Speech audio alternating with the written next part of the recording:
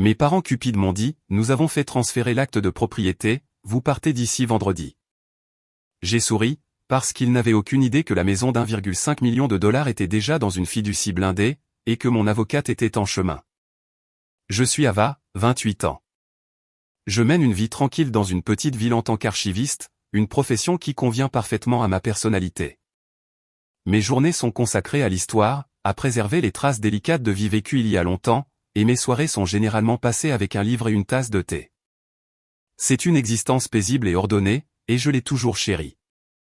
Mais cet ordre a été brisé lorsqu'un dernier cadeau incroyable de mon oncle bien-aimé a révélé la vraie nature de mes parents, s'abattant sur moi, me forçant à construire une forteresse autour de mon héritage et de mon cœur. Avant que cette histoire ne se déroule, j'aimerais me connecter avec vous. S'il vous plaît, faites-moi savoir dans les commentaires d'où vous regardez et quelle heure il est dans votre coin du monde. C'est incroyable de voir jusqu'où ces histoires peuvent voyager. L'appel est arrivé un mardi, un jour si gris et banal que son souvenir est maintenant gravé dans mon esprit, en contraste frappant avec la nouvelle qu'il a délivrée. L'appelante était une femme avec une voix comme de l'acajou polie, douce, professionnelle et sombre. C'était l'avocate de la succession de mon oncle Ben, un nom que je l'avais entendu mentionner mais que je n'avais jamais rencontré. Elle m'a informé avec une douceur rodée que mon oncle était décédé paisiblement dans son sommeil 2 nuits auparavant. Le monde semblait basculer sur son axe. Oncle Ben, le frère aîné de ma mère, avait été plus un père pour moi que le mien. C'est lui qui avait encouragé mon amour de l'histoire, qui m'avait appris à faire des ricochets sur l'océan, et dont le rire tonitruant était la bande sonore de mes plus heureux souvenirs d'enfance. Il était mon roc, mon confident et mon héros. Les larmes ont brouillé ma vision tandis que l'avocate continuait. Les funérailles seraient une petite affaire privée selon ses souhaits. Mais la raison de son appel était le testament. Il m'avait, expliqua-t-elle, laissé quelque chose d'important. Elle m'a demandé si je pouvais venir à son bureau vendredi pour discuter des détails. J'ai accepté, abasourdi.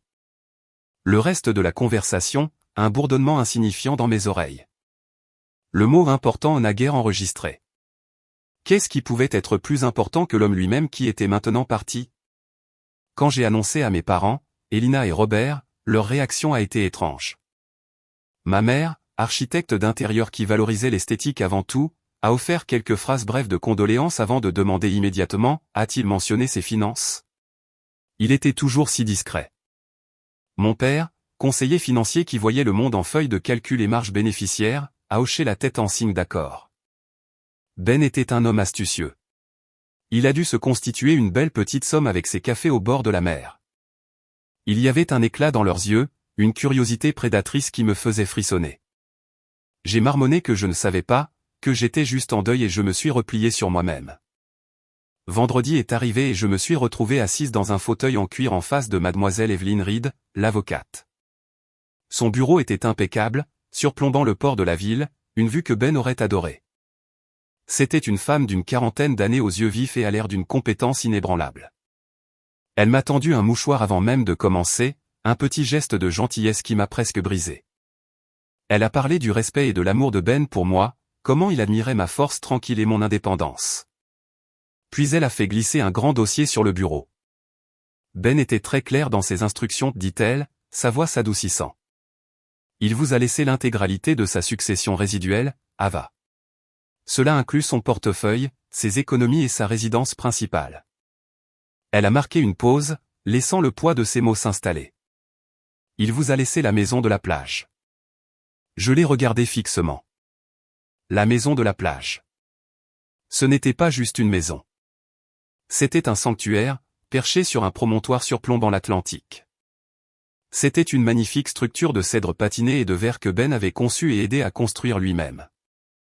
C'est là qu'il m'avait hébergé pendant des étés entiers, où nous avions eu de longues conversations sur la grande terrasse, et où l'odeur du sel et du pain était incrustée dans chaque mur. C'était l'incarnation physique de l'esprit de mon oncle. Cela n'avait pas de prix pour moi, mais je savais que cela avait un prix très réel, très élevé. L'immobilier dans cette région était astronomique. Mademoiselle Reed l'a confirmé, me donnant une évaluation qui me faisait tourner la tête, 1,5 million de dollars. L'avocate a expliqué les étapes suivantes, le transfert de propriété, le processus d'homologation, les clés. J'étais l'unique héritière.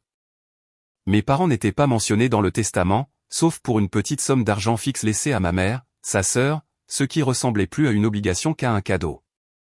Ben était très précis à ce sujet, ajouta mademoiselle Reed, une lueur de quelque chose d'indéchiffrable dans ses yeux. Il voulait s'assurer que vous et vous seul seriez la bénéficiaire du travail de sa vie. Ce soir-là, je suis allé à la maison de la plage.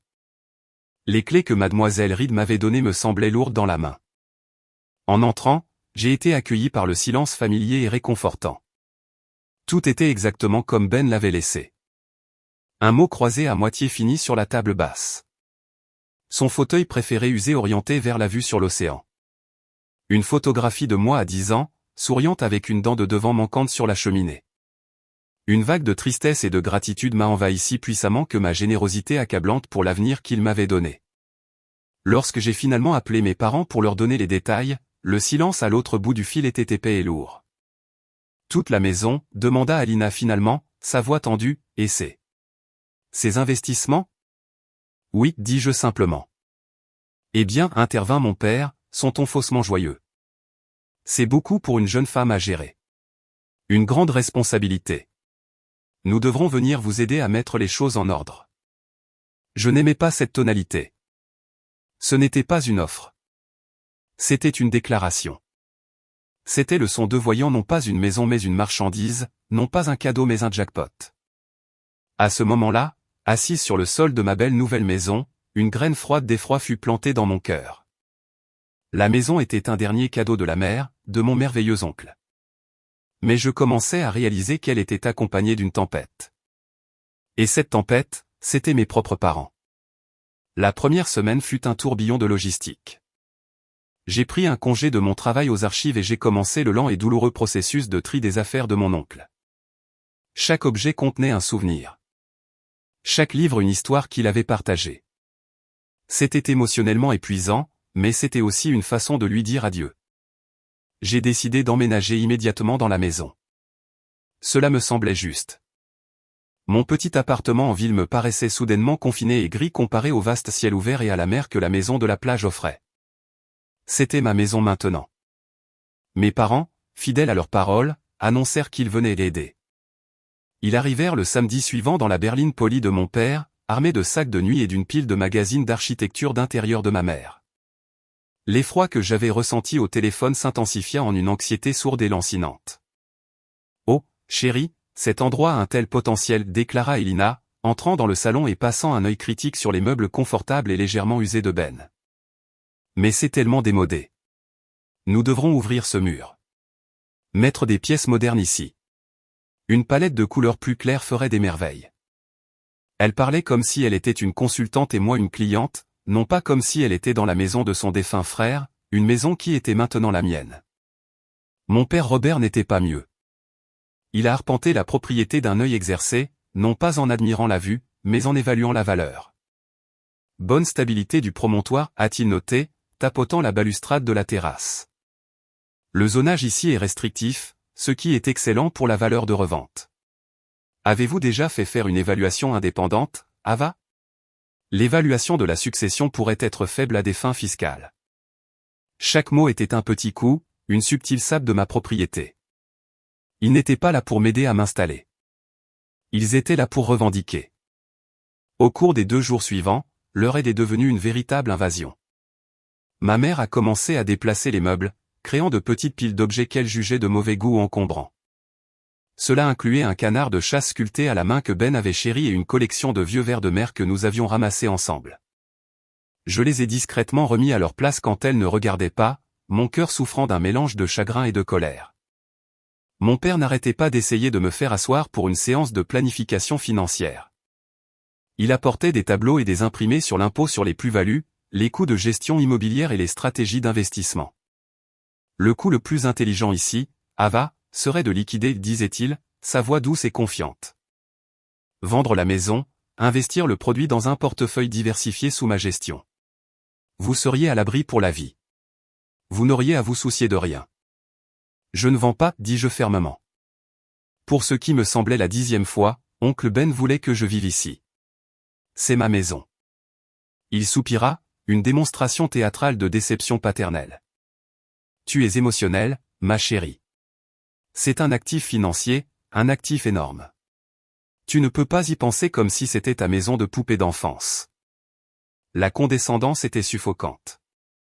Il me traitait comme une enfant qui avait trouvé un billet de loterie gagnant et était trop stupide pour savoir quoi en faire. Ils ne m'ont jamais demandé comment j'allais ni partager un bon souvenir de Ben. Leur objectif était entièrement la maison, l'argent et comment ils pouvaient y mettre la main. Plus j'affirmais mes décisions, plus il augmentait la pression. Le point de rupture est survenu dimanche soir. J'étais dans la cuisine en train de faire du thé quand ma mère est entrée, tenant une brochure pour un développement de condos de luxe au centre-ville. Je pensais juste, a-t-elle commencé, son ton léger et aérien. Cette maison est si grande pour une seule personne. Tu serais tellement plus à l'aise dans un endroit comme celui-ci, toutes les commodités, aucun entretien. Nous pourrions vendre cet endroit, t'acheter un magnifique condo, et il resterait beaucoup pour ton père et moi aussi, tu sais. Gérer pour l'avenir. Gérer pour mon avenir, dis-je, ma voix plus froide que je ne l'avais voulu. Un sourire maigre se resserra. Ne sois pas difficile, Ava. Nous sommes tes parents. Nous savons ce qui est le mieux pour toi. Ton oncle était un homme charmant, mais il était sentimental. Il ne comprenait pas le fardeau qu'une propriété comme celle-ci peut être. Un fardeau. Il voyait ce cadeau incroyable, ce sanctuaire, comme un fardeau. Le poison dans son accueil n'était plus subtil. C'était une chose tangible qui viciait l'air entre nous. Je la regardais, ses cheveux parfaitement coiffés et sa chemise en soie coûteuse, et je vis une étrangère. Je vis une femme dont la cupidité était si profonde qu'elle avait complètement éclipsé tout instinct maternel, tout chagrin pour son propre frère. Le seul fardeau, dis-je, en posant ma tasse avec un bruit, est cette conversation. La maison est à moi. Elle n'est pas à vendre, et elle ne sera gérée par aucun de vous. Cette discussion est terminée. Le masque de la préoccupation tomba de son visage, remplacé par un éclair de pure fureur.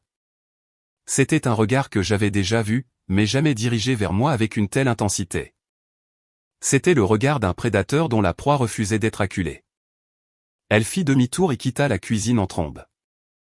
Un instant plus tard, je l'entendis parler à mon père à voix basse et en colère dans l'autre pièce. Ils partirent peu après. Les adieux furent secs et froids tandis que les feux arrière de leur voiture disparaissaient au bout de la longue allée. Une pensée glaciale se solidifia dans mon esprit. Ce n'était pas fini. Ce n'était que le début. Ils n'avaient pas sondé le terrain.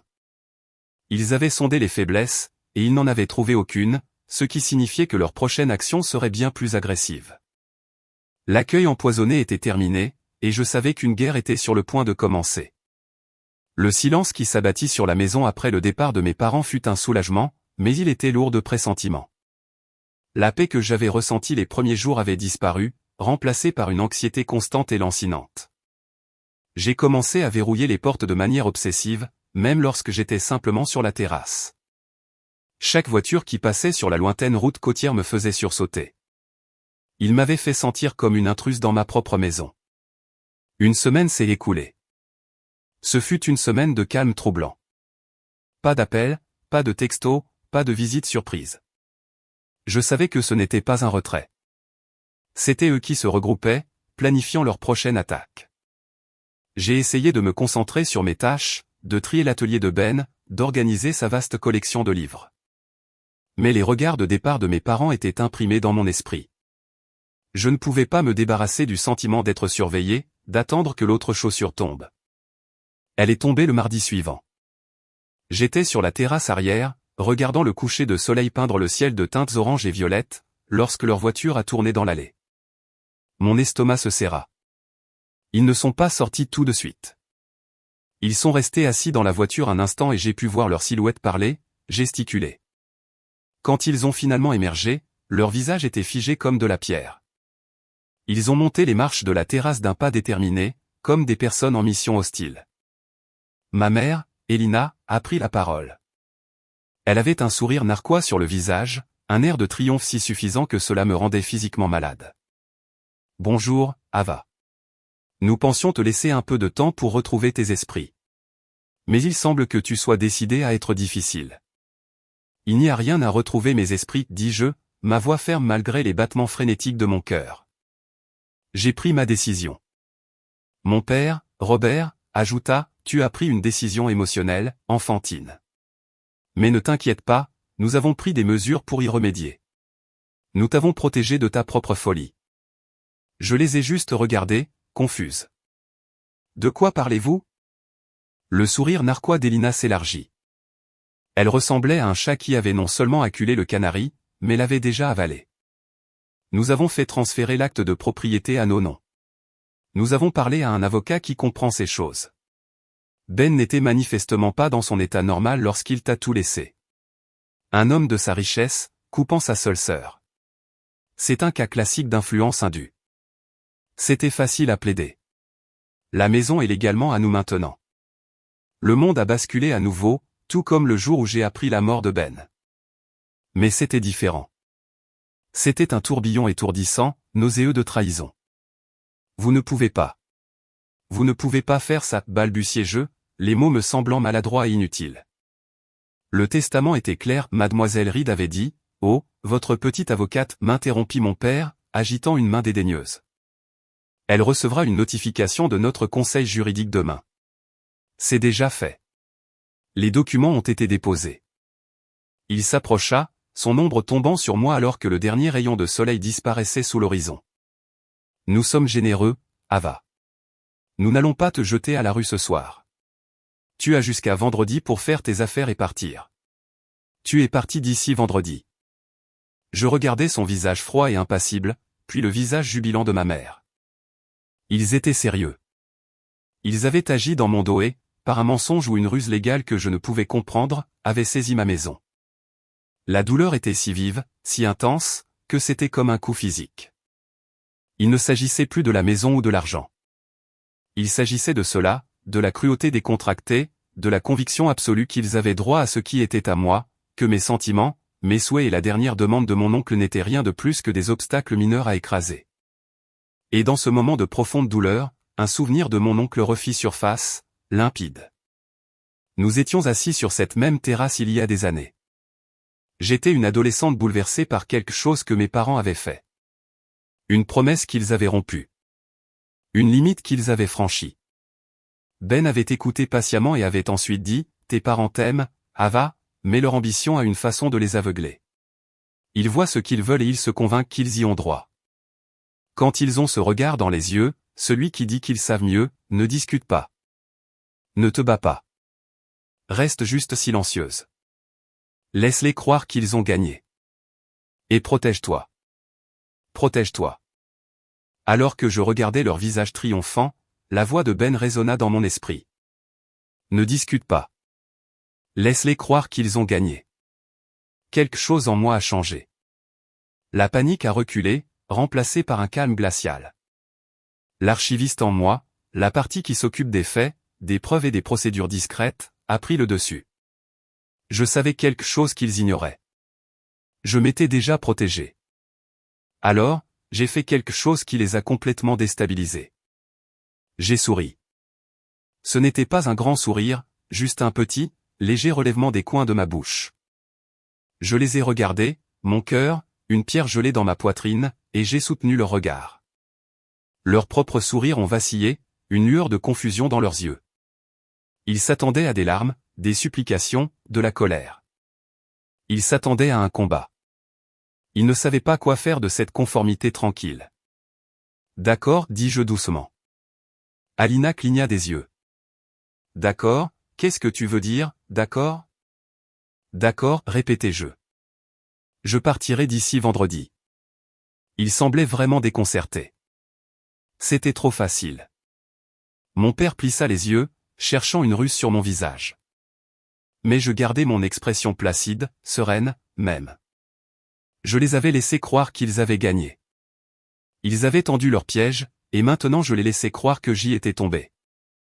Bien, dit Robert finalement, bien qu'il semblât toujours incertain.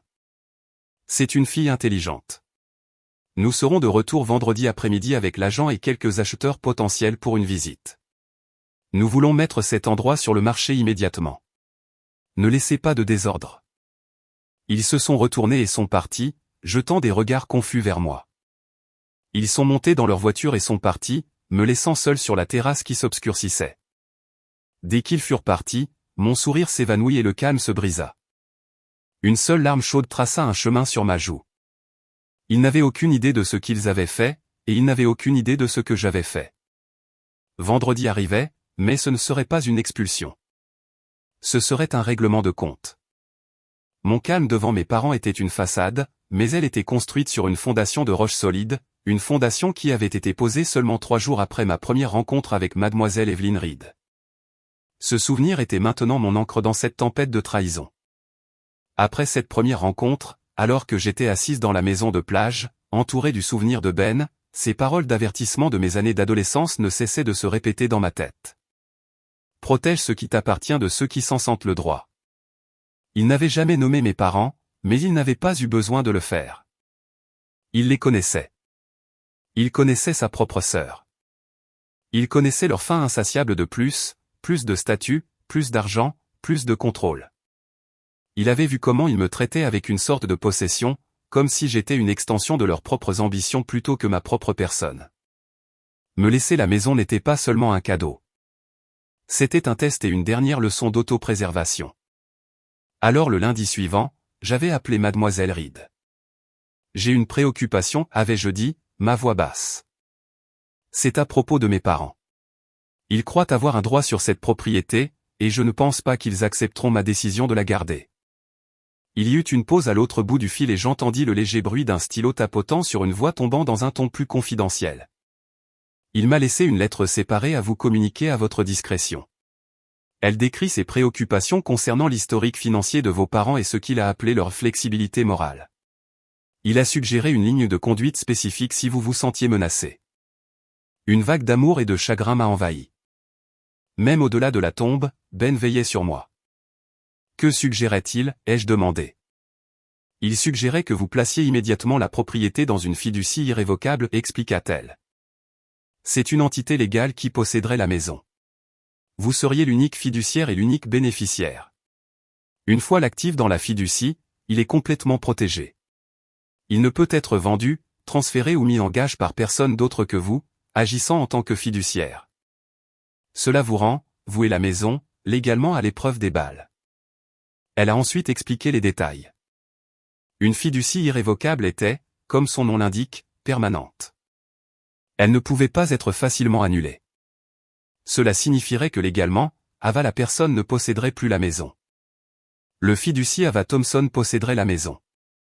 Toute tentative de transfert de l'acte de propriété de mon nom personnel serait nulle et non avenue car l'acte de propriété ne serait plus à mon nom personnel. C'était une défense blindée. Faisons-le, dis-je sans un instant d'hésitation. Le processus fut rapide. Mademoiselle Reed était incroyablement efficace. Elle a rédigé les documents de fiducie et j'ai passé un après-midi à son bureau à signer une montagne de paperasse. Nous avons déposé le nouvel acte de propriété, celui transférant la propriété de Ben Carter à moi, puis immédiatement le deuxième acte de propriété, transférant la propriété d'Ava Thompson à la fiducie Ava Thompson. Tout a été fait légalement, officiellement et enregistré auprès du bureau du greffier du comté dans la semaine suivant mon héritage de la maison. Tout était terminé avant même que mes parents n'aient fait leur première visite d'aide. Maintenant, assise sur la terrasse après qu'ils aient prononcé leur ultimatum, le souvenir de ce jour au bureau de mademoiselle Reed était une source d'immense force. Ils pensaient m'avoir déjoué. Ils pensaient avoir réussi une manœuvre juridique astucieuse, probablement en engageant un avocat prédateur qui était prêt à soutenir que Ben était sénile et que je l'avais en quelque sorte contraint. Ils avaient probablement forgé des documents ou raconté un tas de mensonges à un juge. Mais cela n'avait pas d'importance. Quel que soit l'acte frauduleux qu'ils avaient réussi à acquérir, c'était un morceau de papier sans valeur. Ils avaient transféré un titre de propriété d'une personne qui n'était plus le propriétaire légal. C'était comme essayer de vendre une voiture que l'on avait déjà vendue à quelqu'un d'autre. Mon premier appel fut pour une erreur de lecture. J'expliquai ce qui s'était passé, ma voix tremblant légèrement d'une colère résiduelle. « Ils ont fait quoi ?» demanda-t-elle, une note d'incrédulité dans sa voix professionnelle. Puis elle se durcit en une colère froide. Ce n'est pas seulement contraire à l'éthique. C'est une fraude criminelle, une falsification, un transfert frauduleux. La liste est longue. Robert et Alina ont franchi une ligne très dangereuse. Ils m'ont dit que j'avais jusqu'à vendredi pour partir, dis-je. Ils amènent des acheteurs pour une visite. Mademoiselle Reed resta silencieuse un instant, et j'entendais pratiquement les rouages tourner dans son esprit juridique affûté. Bien, dit-elle finalement, le seul mot teinté d'acier. Qu'ils fassent. Ne leur dites rien. Laissez-les tomber dedans. Pouvez-vous être disponible à la maison vendredi à, disons, 15 heures? Oui, c'est l'heure à laquelle ils ont dit qu'ils seraient là, confirmai-je. Excellent, dit-elle. Je serai là aussi. J'apporterai tous les documents pertinents pour la fiducie. Nous n'allons pas seulement vous défendre, Ava. Nous allons les laisser s'exposer complètement devant des témoins. Faites exactement ce qu'ils disent. Emballez quelques cartons. Faites comme si vous vous prépariez à partir. Plus la chute est dure, moins ils sont susceptibles de vous déranger à nouveau, jamais, jamais. Raccrochant le téléphone, j'ai ressenti un profond sentiment de clarté. La voie à suivre était claire. Mon oncle m'avait donné la maison, mais il m'avait aussi donné les outils pour la protéger. Mes parents pensaient qu'ils avaient affaire à la fille tranquille et docile qu'ils avaient toujours connue. Ils n'avaient aucune idée que j'étais archiviste. Je traitais de la provenance, des sources primaires, de chaînes de preuves inébranlables. Ils avaient bâti leur dossier sur des mensonges et de l'arrogance. J'avais bâti le mien sur des signatures notariées et des faits juridiques. Leur fondation était du sable. Les miennes étaient du granit. Et vendredi, la marée montait. Les 2 jours suivants furent parmi les plus longs et les plus surréalistes de ma vie. Suivant les conseils de Mademoiselle Reed, j'ai commencé à orchestrer ma reddition. Je suis allé dans un magasin local et j'ai acheté une pile de cartons de déménagement. J'ai commencé à emballer des choses que je savais que je garderais, mais je l'ai fait dans les pièces les plus visibles de la maison, le salon et la cuisine. J'ai laissé les rideaux ouverts, permettant à quiconque passant en voiture de voir les piles de cartons et les signes d'un ménage en train d'être démantelé. C'était comme construire un décor pour une pièce de théâtre, le dernier acte étant prévu pour vendredi après-midi. Mes parents, bien sûr, n'ont pas pu résister à l'envie de vérifier. Ma mère a appelé mercredi matin, sa voix dégoulinante de fausse sympathie. J'appelle juste pour voir comment tu gères l'emballage, ma chère. As-tu besoin d'aide? Je sais que cela doit être si difficile pour toi. La condescendance était si épaisse que j'aurais pu la couper avec un couteau. Je gère, dis-je, gardant ma voix plate et abattue. C'est beaucoup à faire. Eh bien, concentre-toi juste sur tes affaires personnelles, dit-elle joyeusement. Ne t'inquiète pas pour les meubles. Les décorateurs s'en occuperont une fois que tu seras parti. L'agent veut que la maison soit sur le marché d'ici lundi.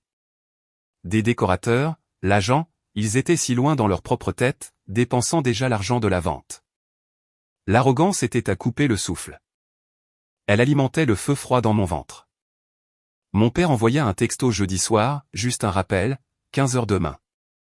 Veuillez être prête à remettre les clés et à quitter la propriété sans tarder. Gardons cela civil. Civil, comme si orchestrer une saisie frauduleuse de l'héritage de sa fille en deuil était un acte civil. Chaque communication de leur part était une autre preuve, un autre témoignage de leur caractère que je rangeais dans mon esprit. J'ai passé le temps non seulement à faire mes cartons, mais aussi à me préparer émotionnellement. J'ai marché sur la plage, laissant le fracas rythmique des vagues apaiser mes nerfs à vif. Je me suis assise dans le fauteuil de Ben, regardant l'océan infini et lui ai parlé dans ma tête. Je lui ai dit ce qui se passait, et je lui ai promis que je ne faillirais pas. Je protégerai son héritage. Je protégerai ma maison. Cette maison était plus qu'un simple bien. C'était un témoignage d'une vie bien vécue. Ben y avait mis son âme. Il avait accueilli d'innombrables amis, organisé des fêtes d'été et passé des hivers tranquilles à lire près du feu. C'était un lieu de chaleur, de générosité et de paix. Mes parents n'y voyaient rien de plus qu'une liasse de billets. Ils voulaient la dépouiller de son âme, la vendre au plus offrant et passer à autre chose. L'idée qu'ils réussissent était insupportable. Vendredi matin, la scène était prête. Des cartons étaient soigneusement empilés. Quelques valises reposaient près de la porte d'entrée. La maison avait l'air triste, comme si elle aussi pleurait ce prétendu départ. J'ai ressenti un pincement de culpabilité pour la tromperie, pour avoir rendu cet endroit heureux si désolé, mais je savais que c'était nécessaire. À 14h04, j'ai vu une voiture s'engager dans la longue allée. C'était mon avocate puissante. Elle portait un tailleur bleu marine impeccable. Elle tenait sous son bras un beau porte-document en cuir. « Bonjour, Ava, dit-elle, son expression calme et impénétrable. « Êtes-vous prête ?» J'ai hoché la tête, la bouche soudain sèche comme jamais. « Bien, dit-elle. N'oubliez pas, ne dites rien. Laissez-moi tout gérer dès que j'entre. Ils ont commis un crime grave et ils sont sur le point de le confesser devant plusieurs témoins. Restez en retrait et laissez le spectacle commencer. » Elle est entrée et nous nous sommes tenus dans le salon, entourés des cartons. Nous n'avons pas eu à attendre longtemps. À précisément 15 heures, la voiture de mes parents est apparue, suivie d'une autre berline plus modeste. Mes parents sont sortis, radieux. Ma mère était vêtue d'une tenue chic et coûteuse, prête à jouer le rôle de la dame du manoir. Mon père avait son propre dossier, probablement rempli de comparables et de projections financières. Un couple bien habillé, vraisemblablement les acheteurs, est sorti de l'autre voiture, regardant la propriété avec des sourires enthousiastes. Mon cœur battait la chamade tandis qu'ils s'approchaient. C'était ça. Le compte à rebours était terminé. À travers la grande baille vitrée, j'ai vu ma mère apercevoir les cartons empilés. Un sourire suffisant et satisfait s'est étendu sur son visage. Elle s'est tournée vers les acheteurs et a dit quelque chose, gesticulant grandement vers la maison. Ils ont tous ri. Ils riaient à mes dépens, célébrant leur victoire sur mon pas de porte. Mademoiselle Reed a posé une main calme sur mon bras. Respire profondément, Ava. La justice est à la porte. J'ai pris une profonde inspiration, redressé mes épaules et attendu le bruit de la clé dans la serrure. La clé que j'étais censé remettre.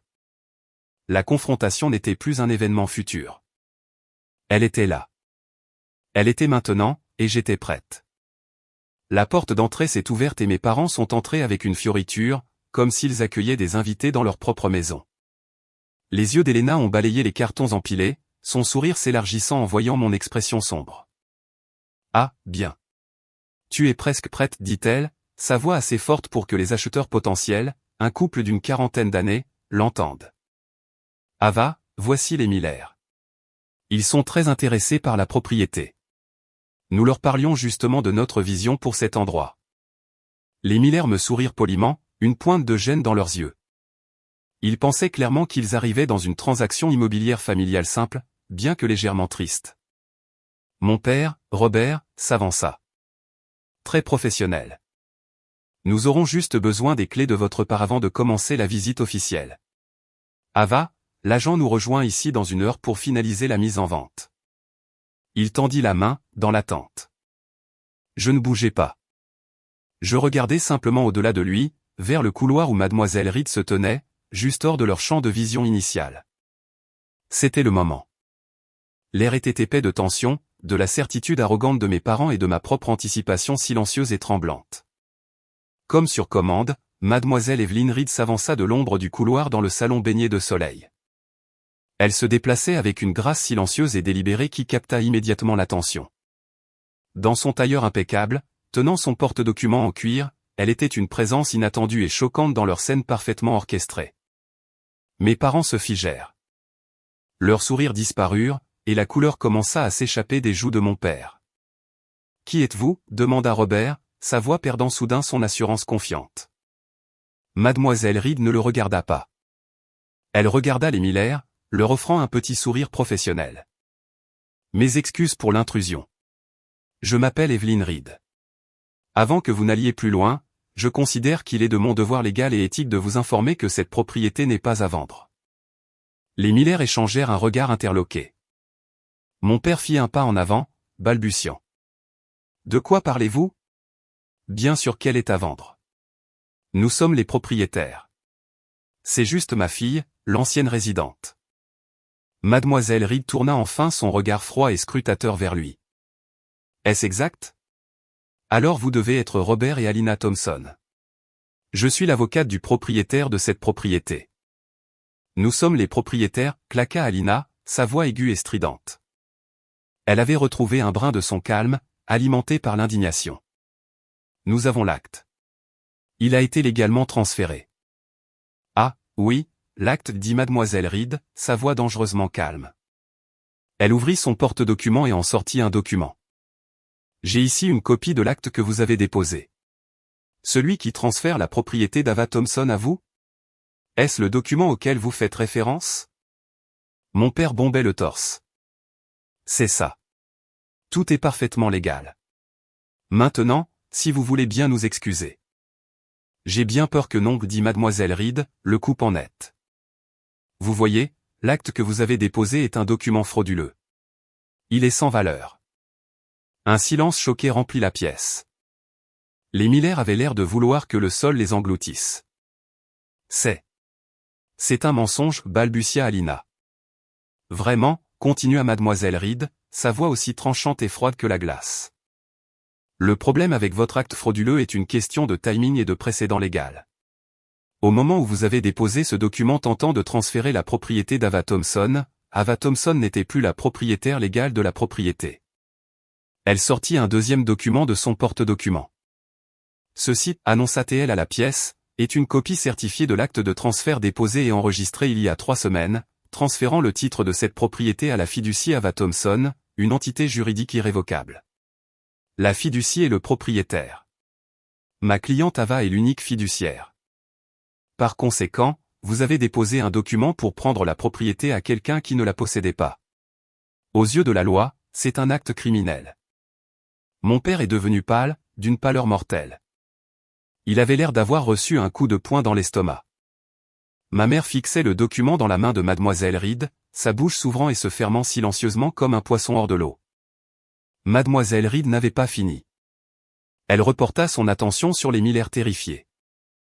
Je vous conseille vivement de cesser toute relation d'affaires avec ces deux individus.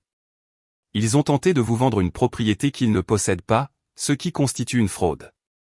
Vous avez été amené ici sous de faux prétextes.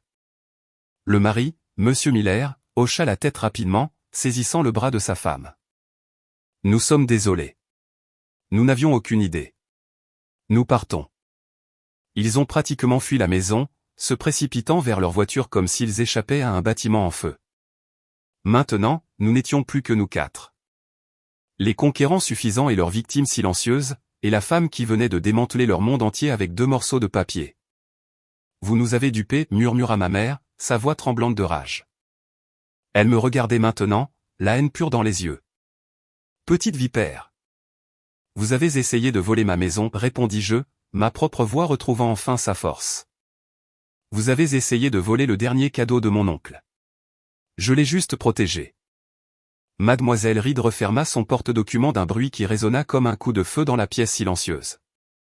Le crime que vous avez commis s'appelle transfert frauduleux, et il est passible de sanctions sévères, y compris d'importantes amendes et une éventuelle peine de prison. Vous avez sciemment déposé un document légal falsifié avec l'intention de priver le propriétaire légitime de son bien.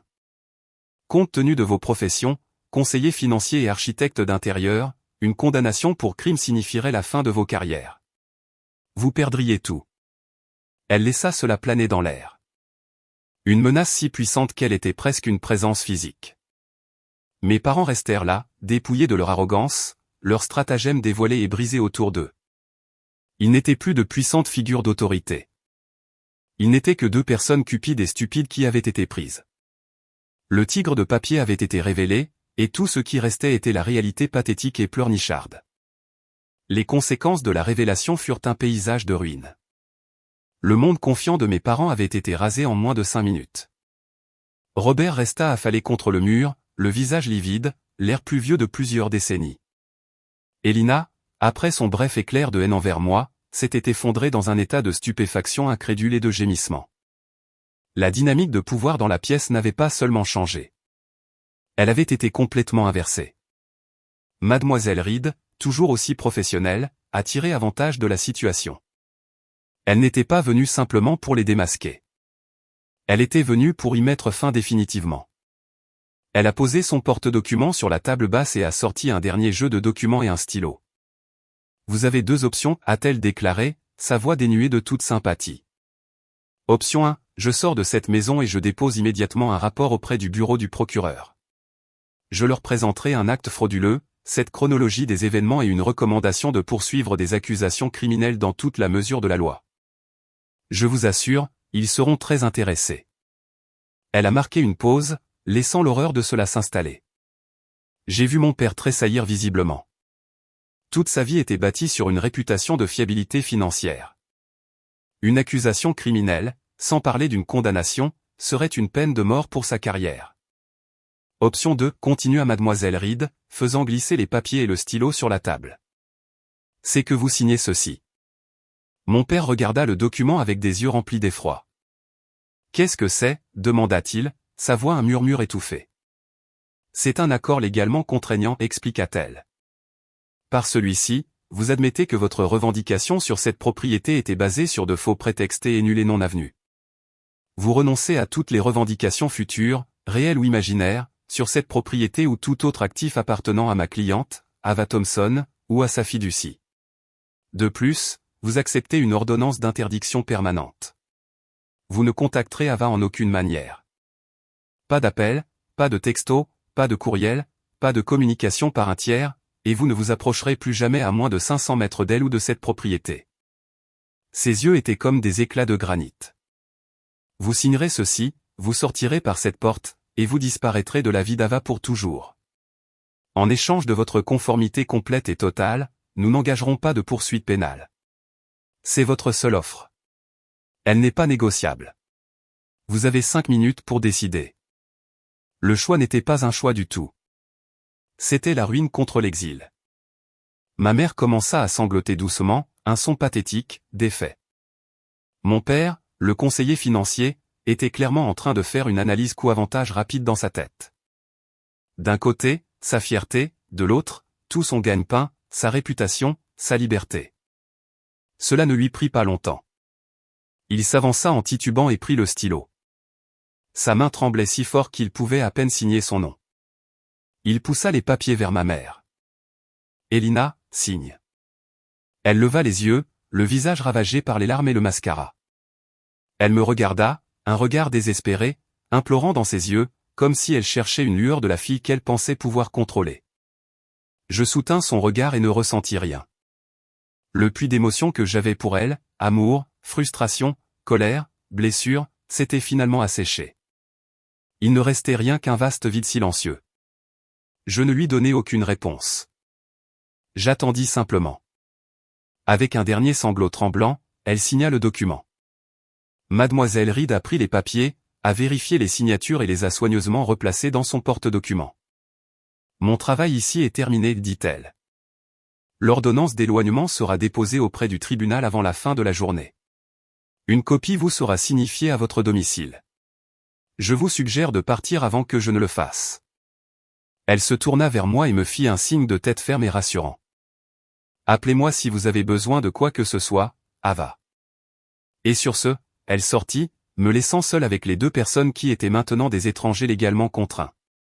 Ils ne me regardèrent pas en partant. Ils rassemblèrent leur dignité brisée et sortirent par la porte en silence. Ils montèrent dans leur voiture, la même que celle avec laquelle ils étaient arrivés, si pleins de triomphe, et s'éloignèrent sur la longue allée pour la toute dernière fois. J'ai regardé jusqu'à ce que leur voiture ne soit plus qu'un point au loin, disparaissant de ma vie. Quand ils furent partis, je fermai la porte à clé et m'appuyai contre elle. Le silence de la maison se précipita pour combler le vide qu'ils avaient laissé. Les cartons empilés, accessoires d'une pièce qui avait atteint sa conclusion stupéfiante, semblaient se moquer de la quiétude. Lentement, méthodiquement, je commençai à déballer. Je remis les livres de Ben sur les étagères. Je replaçai la collection de verres de mer sur le rebord de la fenêtre. Je remis son fauteuil préféré à sa place légitime, face à l'océan. Avec chaque action, je ne déballais pas seulement des cartons. Je reprenais possession de ma maison, la purifiant de leur présence toxique. Ce soir-là, j'ai sorti une couverture sur la terrasse et j'ai regardé les étoiles apparaître, une vaste canopée scintillante au-dessus de la mer sombre et murmurante. La bataille était terminée. La victoire était la mienne, mais c'était une chose creuse et douloureuse. J'avais perdu mes parents. Mais la vérité était que je les avais perdus il y a longtemps. Je n'avais simplement pas voulu l'admettre. Mon oncle l'avait su. Il m'avait donné cette maison, ce magnifique cadeau, mais il m'avait aussi donné la force de me battre pour elle. Et en agissant ainsi, la liberté d'une relation qui m'aurait lentement détruite. Les échos de la confrontation s'estompèrent, remplacés par le doux bruit intemporel des vagues sur le rivage. Pour la première fois depuis des semaines, je sentis un sentiment de paix m'envahir. C'était une paix tranquille, solitaire, mais c'était la mienne. C'était réel. Et dans ma maison près de la mer, j'étais enfin vraiment chez moi.